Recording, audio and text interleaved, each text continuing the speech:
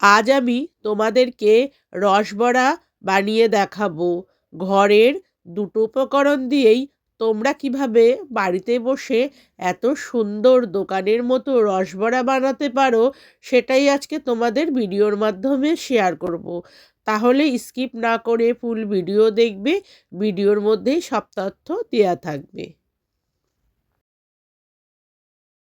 By the way, আমি Supriya, SP ব্লগে তোমাদেরকে স্বাগত। এখানে আমি একটি বোলের মধ্যে খোসা ছাড়ানো 2 বাটি বিউলির ডাল নিয়েছি।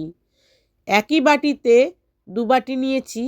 এবার আমি কিছুটা জল দিয়ে আমি ডালটিকে ভালো করে ধুয়ে নেব। ডালের মধ্যে অনেক নোংরা থাকে।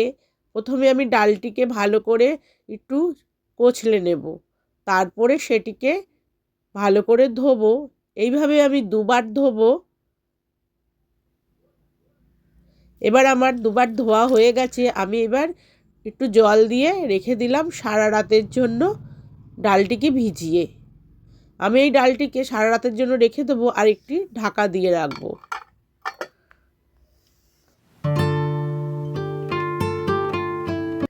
বিউলির ডালটিকে সারা রাত ভিজিয়ে রাখার পরে আমি ডালটিকে ভালো করে জল থেকে ছেঁকে নিয়েছি। আর ডালগুলো দেখো ফুলে কি সুন্দর বড় বড় হয়ে গেছে। এবার আমি এই ডালগুলোকে একটা মিক্সচার গ্রাইন্ডারের মধ্যে অল্প অল্প করে দেব আর পেস্ট করে নেব।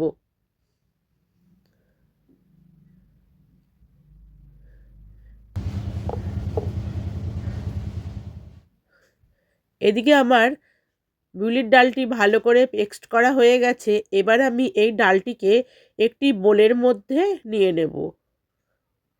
আমি ধীরে ধীরে এই বাটা ডালটিকে একটি বোলের মধ্যে নিয়ে নেব। আর ডালটি যখন বাটবো একদম মিহি করে বাটবো। খুব সুন্দর একটা ক্রিম ক্রিম ভাব এসে গেছে। এবার আমি এই ডালটিকে এক এক করে পুরো বাটির মধ্যে নিয়ে তার সঙ্গে কিছু উপকরণ মিশিয়ে নেব। আমি প্রথমে একটু সামান্য পরিমাণ লবণ নিয়ে নেব। লবণ একদম সামান্য নেব, তাহলে এই যে বিউলির ডালের বড়াটি করব তখন মিষ্টি আর লবণের ব্যালেন্সটি বজায় থাকবে, খুব সুন্দর একটা স্বাদ আসবে। এবার আমি এই বিউলির ডালটিকে ভালো করে ফ্যাটাতে থাকবো। ধীরে ধীরে অনেকক্ষণ ফ্যাটাবো। যত আমরা ভালো করে ডালটিকে ফ্যাটাবো তত কিন্তু বড়া যখন ভাজবো একদম হালকা ও স্পঞ্জি হবে। তাহলে আমি ডালটিকে ভালো করে ফ্যাটাতে থাকি। প্রায় আমি 10-15 মিনিট ধরে ডালটিকে ভালো করে ফ্যাটাবো। ফ্যাটাতে ফ্যাটাতে দেখো খুব সুন্দর একটা হালকা ওয়েটের হয়ে গেছে।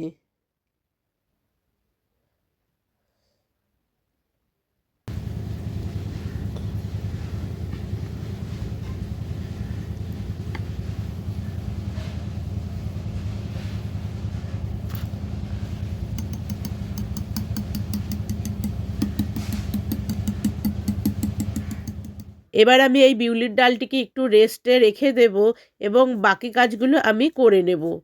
আমি একটি হামলদিস্তার মধ্যে কিছুটা মৌরি ও কিছুটা গোটা এলাচ থেতো করে নেব। তোমরা মৌরি দিতেও পারো, নাও দিতে পারো।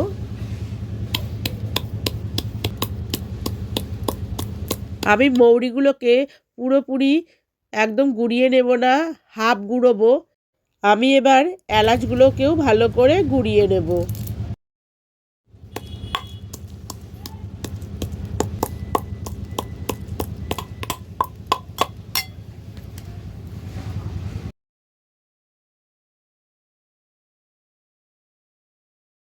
এদিকে আমি একটি কড়াই বসিয়ে নিয়েছি। এবার আমি চিনির শিরা তৈরি করব। আমি যে বাটিতে বিউলির ডাল ভিজিয়েছিলাম সেম বাটিতেই 2 বাটি চিনি নিয়েছি। আমি 2 বাটি বিউলির ডাল নিয়েছি বলে এখানে 2 বাটি চিনি নিয়েছি। এবার আমি এখানে 3 থেকে 4 বাটি জল দিয়ে দেব। এই শিরাটি কিন্তু একদম গাঢ় হবে না, জাস্ট ফুটে গেলেই নামিয়ে নেব। একদম পাতলা হবে, কারণ এই যে বিউলির ডালের বড়াগুলো সেগুলো কিন্তু এই চিনির শিরার মধ্যে ডুবিয়ে রাখতে হবে। আর আমি সাইডের যে চিনির নোংরাগুলো রয়েছে সেগুলো আমি ফেলে দিচ্ছি। তোমরা কিন্তু এই চিনির শিরার মধ্যে নোংরা কাটানোর জন্য ভিনিগার ও লেবু ইউজ করতে পারো। আমি কোনো কিছুই ইউজ করলাম না। সাইডে এগুলো জমে গেছে, আমি সাইড থেকে তুলে এগুলো বাইরে ফেলে দেব।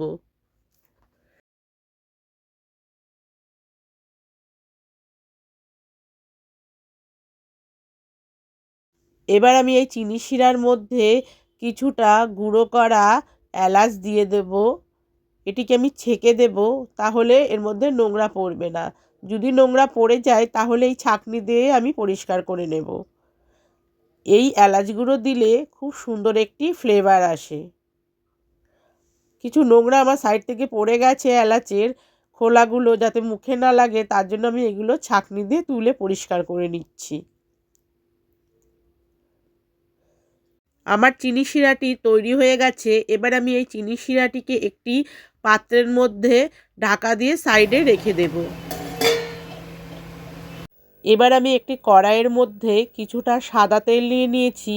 সাদা তেলটিকে হালকা গরম করে নিয়েছি, আর এক এক করে বড়াগুলো আমি এই তেলের মধ্যে দিয়ে ভাজতে থাকবো।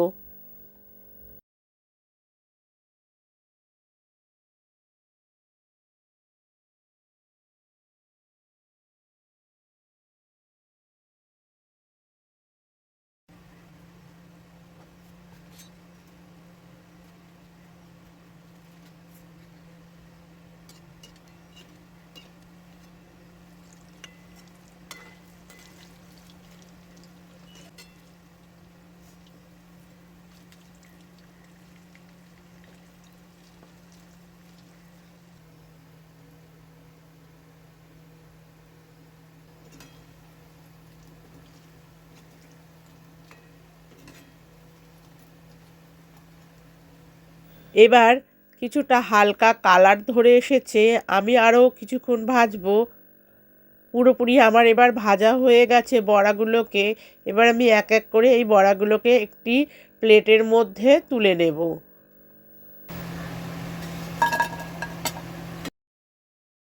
আমি আবার সেম তেলের মধ্যে এক এক করে আরও বড়াগুলোকে ভেজে নেব।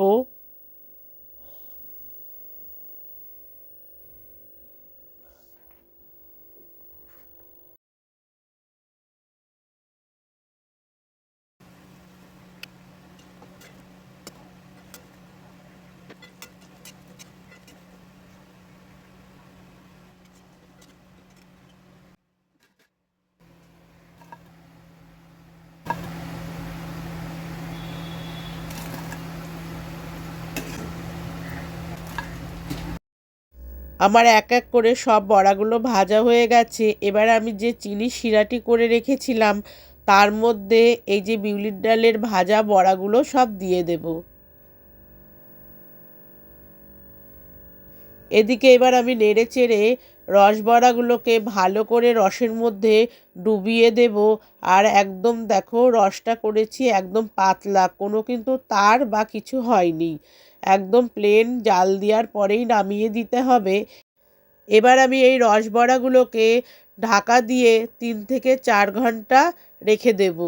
3-4 ঘন্টা পর ফিরে আসছি। 3-4 ঘন্টা পর ফিরে এলাম। এবার দেখো রসবড়াগুলো কি সুন্দর ফুলে উঠেছে। এবার আমি একটি বোলের মধ্যে এটিকে নিয়ে নেব।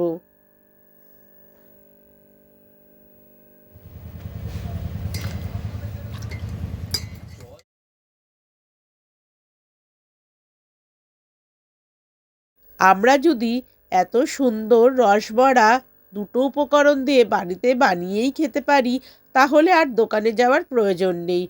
এই রসবড়া বাড়িতে ছোট হোক বা বড় সবাই কিন্তু খেতে খুব ভালোবাসে। আমার ভিডিওটা যারা নতুন দেখছো তাদেরকে অনুরোধ রইল আমার চ্যানেলটিকে সাবস্ক্রাইব করে দিও। পাশে থাকা বেল আইকনটিকে প্রেস করো যাতে নোটিফিকেশন খুব শীঘ্রই তোমাদের কাছে পৌঁছে যায়। এবার এই রসবড়াগুলোকে তোমাদেরকে দেখাবো কেমন হয়েছে খেতে। আমি একটি বাটির মধ্যে কয়েকটা রসবড়া নিয়ে নিলাম, আর কিছুটা রস নিয়ে নিলাম। এবার তোমাদেরকে আমি দেখাবো রসবড়াগুলো কেমন হয়েছে। দেখো রসবড়াগুলো কিন্তু খুব নরম ও তুলতুলে হয়েছে। একটু হালকা প্রেসার দিলেই কিন্তু রসবড়াটি ভেঙে যাচ্ছে। আর ভেতরটা কত সুন্দর হয়েছে, একদম রসে ভরা।